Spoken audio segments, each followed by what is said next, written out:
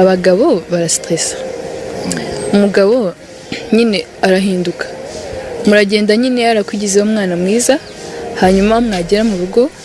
akahita nyine ahinduka agatangira kugukubita ntacyo nababwira ko isi nagisakaye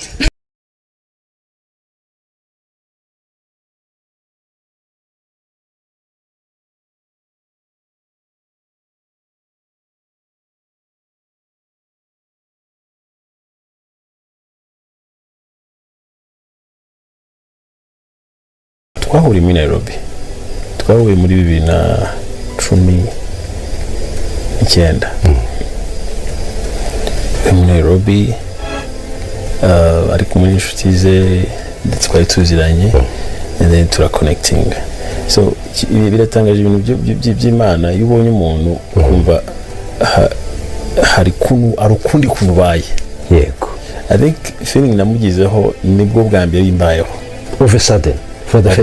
the first time because mu buzima duhura n'abantu batandukanye umusore uhura n'abakobwa batandukanye but it comes a time aho uhura n'umuntu ukavuga ati urumva mbaye ukundi kuntu yego and I think nicyo cyabayeho and we connected especially kuri ku mico ko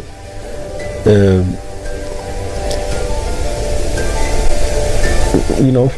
n'umukobwa mwiza ariko mico nicyo kintu namukundiye